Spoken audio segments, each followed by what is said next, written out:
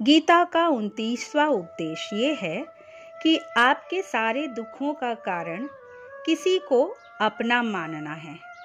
आप ये गौर करना कि आपके ज़िंदगी के सारे दुख, सारी तकलीफ़ें, सारी चिंताएं वहीं से आते हैं जहां आपका अपनापन शुरू होता है।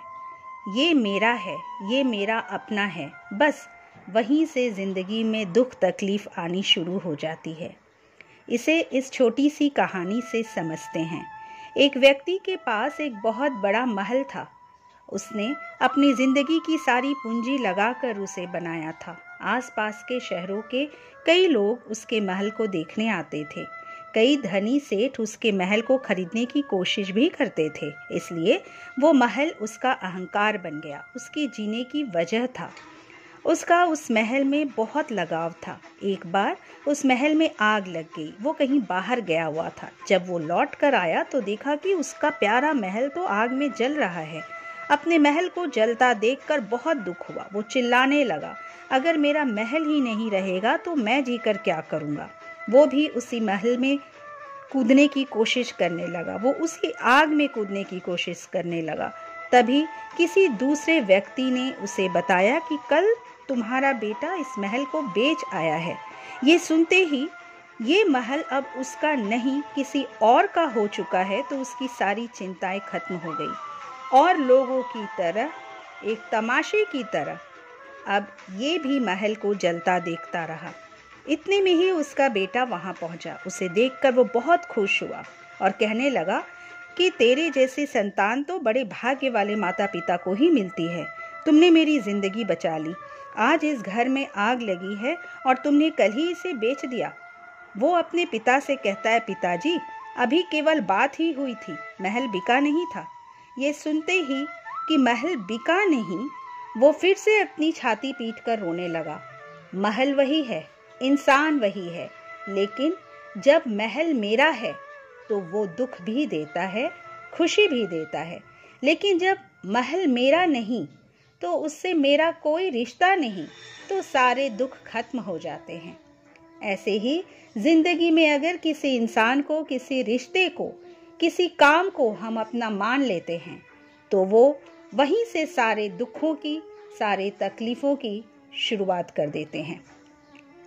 तो श्रीमद् भगवद गीता का 29वां उपदेश ये कहता है कि आप जैसे ही किसी को अपनी जिंदगी में जीने की वजह मान लेते हो कि उसके बिना तो मैं जी ही नहीं सकता, तो वो इंसान, वो काम, वो सामान आपको बहुत दुख देता है। गीता का 30वां उपदेश ये है कि अवश्यमेव भुक्तव्यम कृतम कर्म शुभाशुभम। इसका अर्थ ये है कि आपने जो भी कर्म किया हो उसका फल आपको अवश्य भोगना पड़ेगा। अगर आपने अच्छे कर्म किए हैं तो जाने अनजाने में किसी मुश्किल समय पर वो अच्छे कर्म का फल आपको बचा लेता है, और उसके विपरीत यदि आपने बुरे कर्म किए हैं तो उसकी सजा भी आपको ही अवश्य मिलेगी। हम कर्म करने के लिए तो स्वतंत्र हैं, चाहे तो अच्छे कर्म करें या चाहे तो बुरे कर्म करें। हम अपने विवेक से अपना कर्म चुनने के लिए स्वतंत्र हैं, परंतु कर्म फल भोगने के लिए बाध्य हैं। हमें अपने द्वारा किए गए कर्म के फल को भोगना ही पड़ेगा। इसलिए अपना कर्म चुनने के समय हमें सतर्क रहना चाहिए कि कहीं हम पाप के भागी ना बन जाएं। हम अपना कोई भी कर्म कितना भी छुपकर चालाकी से करें, ये सोच ले कि कोई नहीं देख रहा है, पर ये जरूर ध्यान रखनी चाहिए कि परमात्मा की नज़र हम पर सदैव है। वो हर पल हमें ही देख रहा है। हमारा कोई भी कर्म उससे छुपा नहीं।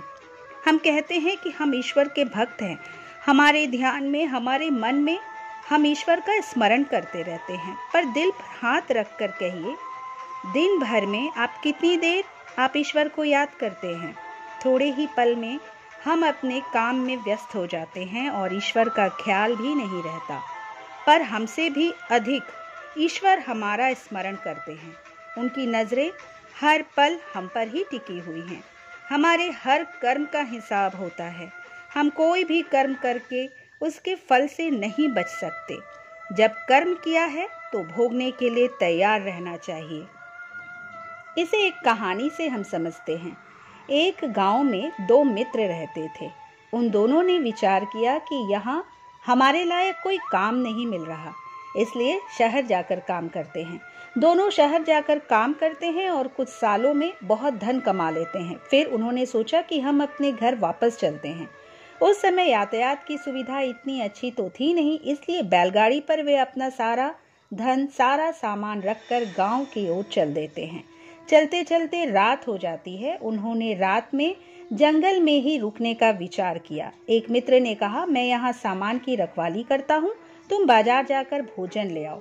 जो मित्र भोजन लेने बाजार जाता है उसके मन में पाप आ गया। उसने सोचा, इतना धन हमने कमा लिया और अगर मैं उसे इसी जंगल में मार दूं तो सारा पैसा मेरा हो जाएगा। और उसने भोजन में जहर मिला दिया और उसे खाकर उसके मित्र की वहीं जंगल में मृत्यु हो गई। और वो व्यक्ति उसका सारा धन लेकर अपने घर वापस आ गया। फिर उसके घर में कुछ समय के बाद पुत्र ने जन्म लिया। उसका बेटा जन्म से ही बहुत बीमार रहता था।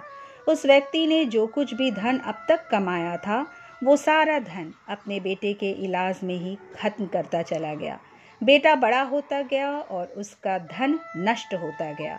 जब बेटा थोड़ा और बड़ा हुआ तो उस व्यक्ति ने अपने उस बेटे से पूछा, बेटा तुम इतने बीमार क्यों रहते हो, तुम ठीक क्यों नहीं होते? मैं अपनी जिंदगी भर की सारी कमाई, सारी पूंजी तुम पर लगा चुका हूँ, फिर भी तुम्हारी तबीयत ठीक नहीं रहती। तब उसके बेटे ने कहा, कौन सा बेटा और कौन सा पिता? मैं तो तुम्हारा वही मित्र हूँ जिसे तुमने धन के लालच में विष देकर मार दिया था। मैंने अपना वही हिसाब पूरा करने के लिए तेरे पुत्र के रूप में जन्म लिया, तेरे ही घर में आया। अब तेरा और मेरा हिसाब बराबर। अब मेरा जीवन यहीं समाप्त होता है। तो गीता का उपदेश यही सिखाता है कि हमें अपना कर्म फल भोगना ही पड़ता है, आज नहीं तो कल। हम चाहे जितनी भी चालाकी कर ले, इससे बच नहीं सकते।